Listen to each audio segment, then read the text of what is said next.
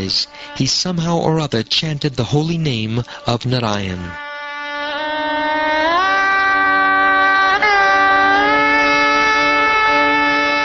My dear King, the order carriers of Vishnu, the Vishnu Dutas, immediately arrived when they heard the holy name of their master from the mouth of the dying Ajamil, who had certainly chanted without offense, because he had chanted in complete anxiety. The order carriers of Yamaraj were snatching the soul from the core of the heart of Ajamil, the husband of the prostitute, but with resounding voices the messengers of Lord Vishnu, the Vishnu Dutas, forbade them to do so.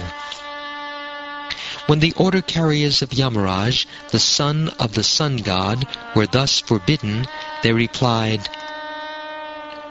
"Who are you, sirs, that have the audacity to challenge the jurisdiction of Yamaraj? Dear sirs, whose servants are you? Where have you come from? And why are you forbidding us to touch the body of Ajamil? Are you demigods from the heavenly planets? Are you sub-demigods? Or are you the best of devotees? Your eyes are just like the petals of lotus flowers, dressed in yellow silken garments, decorated with garlands of lotuses, and wearing very attractive helmets on your heads and earrings on your ears. You all appear fresh and youthful. Your 4 long arms are decorated with bows and quivers of arrows, and with swords, clubs, conch shells, discs, and lotus flowers. Your effulgence has dissipated the darkness of this place with extraordinary illumination. Now, sirs, why are you obstructing us?"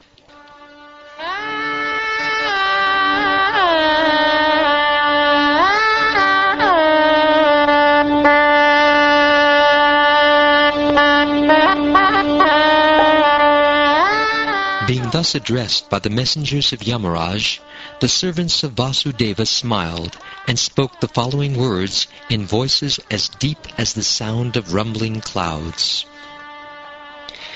"If you are actually servants of Yamaraj, you must explain to us the meaning of religious principles and the symptoms of irreligion. What is the process of punishing others? Who are the actual candidates for punishment? Are all karmis engaged in fruitive activities punishable, or only some of them?" The Yamadutas replied, "That which is prescribed in the Vedas constitutes dharma, the religious principles, and the opposite of that is irreligion. The Vedas are directly the Supreme Personality of Godhead, Narayan, and are self-born. This we have heard from Yamaraj. The supreme cause of all causes, Narayan, is situated in his own abode in the spiritual world, but nevertheless he controls the entire cosmic manifestation according to the 3 modes of material nature, Sattvaguna, Rajoguna, and Tamoguna. In this way all living entities are awarded different qualities, different names such as Brahman, Kshatriya, and Vaishya, different duties according to the Varnashram institution, and different forms. Thus Narayan is the cause of the entire cosmic manifestation.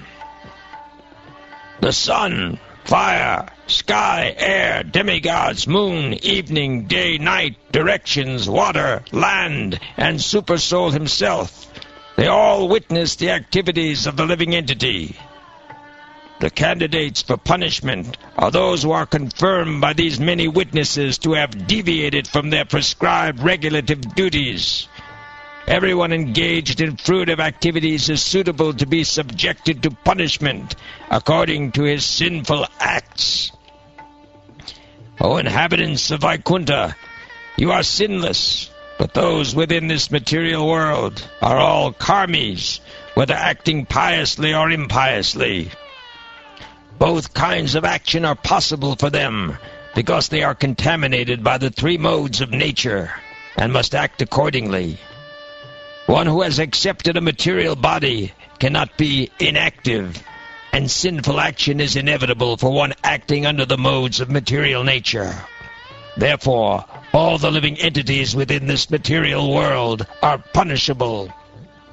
In proportion to the extent of one's religious or irreligious actions in this life, one must enjoy or suffer the corresponding reactions of his karma in the next. O best of the demigods, we can see 3 different varieties of life, which are due to the contamination of the 3 modes of nature. The living entities are thus known as peaceful, restless, and foolish, as happy, unhappy, or in between, or as religious, irreligious, and semi-religious. We can deduce that in the next life, these 3 kinds of material nature will similarly act.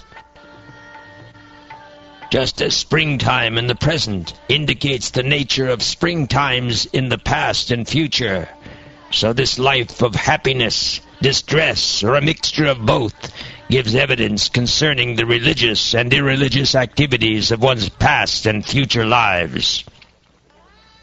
The omnipotent Yamaraj is as good as Lord Brahma, for while situated in his own abode, or in everyone's heart, like the Paramatma, he mentally observes the past activities of a living entity, and thus understands how the living entity will act in future lives.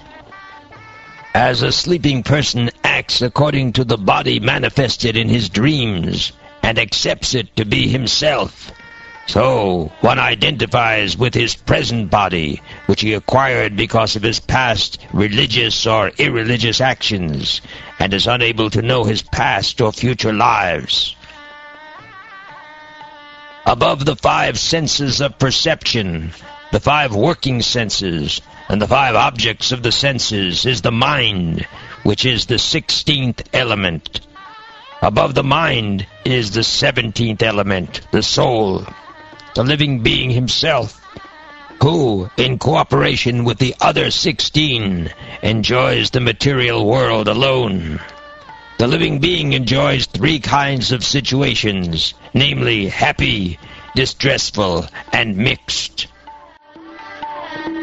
The subtle body is endowed with 16 parts, the 5 knowledge-acquiring senses, the 5 working senses, the 5 objects of sense gratification, and the mind. This subtle body is an effect of the 3 modes of material nature. It is composed of insurmountably strong desires, and therefore it causes the living entity to transmigrate from one body to another in human life, animal life, and life as a demigod. When the living entity gets a body of a demigod, he is certainly very jubilant. When he gets a human body, he is always in lamentation. And when he gets the body of an animal, he is always afraid. In all conditions, however, he is actually miserable. His miserable condition is called sangshriti, or transmigration in material life.